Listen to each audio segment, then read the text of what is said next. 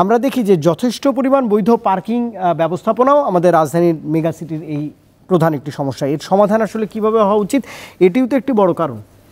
অবশ্যই আমরা আমাদের গবেষণায় দেখি এই যে আপনার যত্রতত্র অবৈধ যে পার্কিং, এটার জন্য আসলে ঢাকা শহরে যে পরিমাণ যানজট হয় তার 30% কিন্তু এই পার্কিংয়ের জন্য।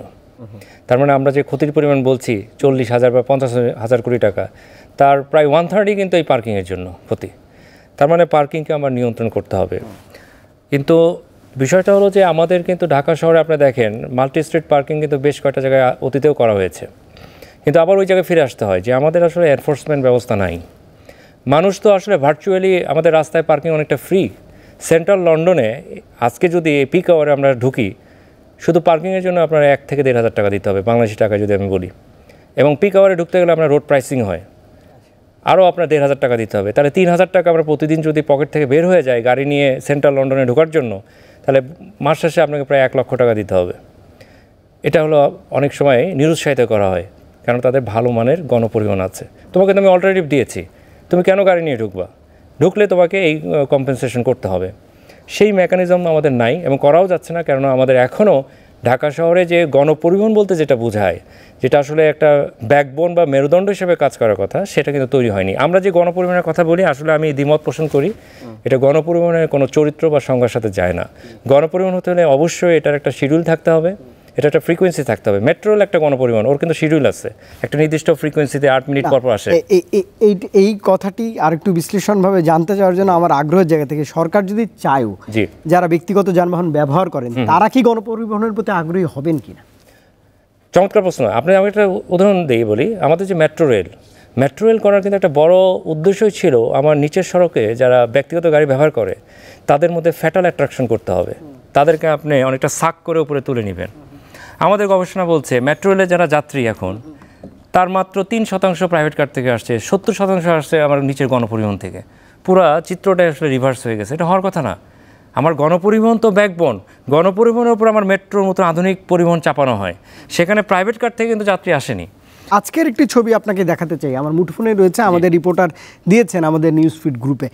এইখানে একটি সড়ক, মেট্রো যেহেতু আজকে অকার্যকর হয়েছিল, এখানে মাত্র একটি গণপরিবহন অর্থাৎ একটি পাবলিক বাস আমি দেখতে পাচ্ছি, আর সবই ব্যক্তিগত গাড়ি। এক্স্যাক্টলি, এইটাই হলো একটা বড় সমস্যা যে আপনি দেখেন এরকম খুচরা যানবাহন আপনাকে আমাকে দেখাচ্ছেন, আমি বলবো এটা খুচরা যানবাহন। আমার সড়কের যেহেতু সক্ষমতা নাই, এখানে আমার যেটা আমি বললাম যে আসলে গণপরিবহনের কোনো বিকল্প আসলে ঢাকা শহরে নাই, এটা বুঝতে হবে। তো আমরা এই ব্যক্তিগত গাড়িকে আসলে অতীতেও বিভিন্নভাবে আমরা ইনসেন্টিভ দিয়ে ফেলেছি। আপনি সিএনজি কনভার্সন থেকে শুরু করে একসময় আপনার গাড়ি কিনতে গেলে দেখা যেত আপনার ডেপ্থ আপনার 30% দিলেই হতো, এখন হচ্ছে আমরা 50% আমরা ব্যাংক পেমেন্ট করে দিচ্ছে, সহজ করে দিয়েছে। এবং পার্কিংয়ের যে বিষয়টা আপনি নিয়ে আসছেন বারবার, এবং আক্তার ভাই এখানে নাই, একটা জিনিস কি আমরা আমাদের এই যে ড্যাব বলি বা আমাদের প্ল্যানিং বলি, এখানে কিছু জায়গায় ভুল ছিল যে প্রত্যেকটা বিল্ডিংয়ের নিচে নাকি পার্কিং রাখতে হবে। পুরাতন ঢাকার মতো জায়গা যেখানে আপনার রাস্তা সরু, সেখানে আপনি একটা উঁচু বিল্ডিং করে যদি পার্কিং করেন, আপনি কিন্তু আসলে ব্যক্তিগত গাড়ি উৎসাহ করছেন। তো এই জিনিসগুলি কিন্তু আমরা কখনো ভাবিনি। না ভাবার ফলে ব্যক্তিগত গাড়ি ঢাকা শহরে যেভাবে বেড়েছে, এখন আমরা দেখছি এটার প্রবৃদ্ধি প্রায় 5.5%।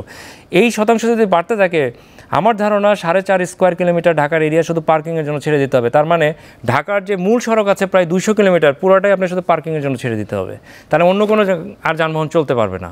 তো এই যে ব্যক্তিগত গাড়ির যে কথা বলছি, গণপরিবহনটা আমি যে বারবার বলছি, গণপরিবহনকে যদি আমি শিডিউল বেস ফ্রিকোয়েন্সি বেস করতে পারতাম, এবং আমি কিন্তু শুধু গণপরিবহন বলতে যদি সময় স্বল্পতার কারণে বলছি না, আমি কিন্তু একটা নেটওয়ার্ক কনসেপ্ট বলছি। মেট্রো হবে মূল ট্রাঙ্ক, তার সাথে বাস হবে ফিডার, এবং আমার যে সাইড রোড আছে সেখানে ছোট ছোট রিক্সা যেটা আমার এলাকায় হবে তারা বাসকে ফিট করবে। এরকম একটা নেটওয়ার্কের স্বপ্ন আমাদের দেখতে হবে। আমি বিক্ষিপ্তভাবে যদি বলি মেট্রো রেল, আমি যদি বলি গণপরিবহন, কাজ করবে না। পুরো একটা নেটওয়ার্ক নিয়ে আমাকে কথা বলতে হবে। এই নেটওয়ার্কটা এখন ঢাকাতে পুরোপুরি মিসিং। এই নেটওয়ার্কটা এখনও তৈরি হয়নি। আমার মেট্রো হয়েছে, কিন্তু মেট্রো স্টেশন আসার জন্য যে ফিডার কানেক্টিভিটি থাকার কথা, সেটা গণপরিবহন দিয়ে হোক বা ফুটপাথ দিয়ে হোক, যেটা বারবার বলছে ফুটপাথের কথা, সেই কানেক্টিভিটি তো নাই। তাহলে মানুষ এখন বাসা থেকে মেট্রো স্টেশনে যাবে একটা সেকেন্ডারি মোড দিয়ে, নামার পর আরেকটা সেকেন্ডারি মোড, ফেরার পথে আরেকটা সেকেন্ডারি মোড। যারা এখন ব্যক্তিগত গাড়ি আপনি ছবি দেখাচ্ছেন, তারা তো বেডরুম টু বেডরুম গাড়ি দিয়ে যায়, ডোর টু ডোর বাদ দিলাম, আমি বেডরুম থেকে বেডরুমে যেতে চাই। তা আপনি যদি তাকে ওই যে স্টেশনে যাওয়া, নামার পর আবার এরকম 4টা ফিডার মোড দিয়ে তাকে যদি মেট্রোতে যাতায়াত করতে হয়, সে তো মেট্রো ইউজার হবে না, তার জন্য একটা চমৎকার কানেক্টিভিটি লাগবে। এটা হলো নেটওয়ার্ক। মেট্রো তো হচ্ছে আসলে ব্রডব্যান্ড কানেকশন, তা আপনি তো এর সাথে কোনো কানেক্টিভিটি তৈরি করেননি। এটা হচ্ছে আমি মনে করি যে মেট্রোর মতন এত বড় একটা প্রকল্প করলাম এবং একবিংশ শতাব্দীতে আমরা করলাম, ট্রানজিট ওরিয়েন্ট ডেভেলপমেন্টের এখানে কনসেপ্ট নাই, কানেক্টিভিটি নাই, এত টাকা বিনিয়োগ হয়ে গেল, অথচ মেট্রো স্টেশনকে ঘিরে যদি আমরা টিওডি করতে পারতাম, high rise building, second residential area, তাহলে কিন্তু মানুষের এই মানে সেকেন্ডারি মোডে যে স্টেশন আসা সেটাও হয়তো লাগতো না। এটার জন্য একটা সুষ্ঠু পরিকল্পনা লাগবে। সেটা তো আসলে আমাদের যারা আসলে কনসালটেন্ট, আমরা তো কনসালটেন্ট বেসড, দেখা যায় বাইরে থেকে আসতেছে অনেক সময় বলে ব্রিফকেস কনসালটেন্ট, ডিজাইন রেডি আছে, খুলে দিয়ে আমাদেরকে অনেকটা গিনিপিগের মধ্যে খাওয়াই দিয়ে চলে গেল। কিন্তু অন্য দেশে গেলে এই আপনি একই সময় ইন্দোনেশিয়াতে মেট্রো হয়েছে, তাদের যদি আপনি মেট্রোর পরিকল্পনা দেখেন, শুধু ব্রডব্যান্ড না, এটার সাথে কানেক্টিভিটিগুলি এত চমৎকারভাবে করা, পরিকল্পনাটা হচ্ছে ওই জায়গায় পরিকল্পনার সৌন্দর্য। এখন মেট্রো শুধুমাত্র দ্রুত বেগের গণপরিবহন হিসেবে আসলে ব্যবহার করে না, মেট্রো আসলে আশেপাশের ভূমি ব্যবস্থাপনায় পরিবর্তন করে দেয়, পুরো ল্যান্ড ইউজটাকে চেঞ্জ করে দেয়।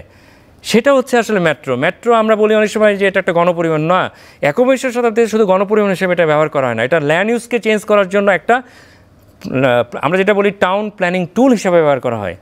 কিন্তু সেটা কিন্তু আমরা করিনি, আমরা শুধু গণপরিবহন, দ্রুত বেগের গণপরিবহন, স্বস্তিদায়ক গণপরিবহনের কথা বলছি, কিন্তু আমরা টাউন প্ল্যানিং করতে কিন্তু পারিনি আসলে। নিশ্চয়ই, আদিউজ্জামান অসংখ্য ধন্যবাদ।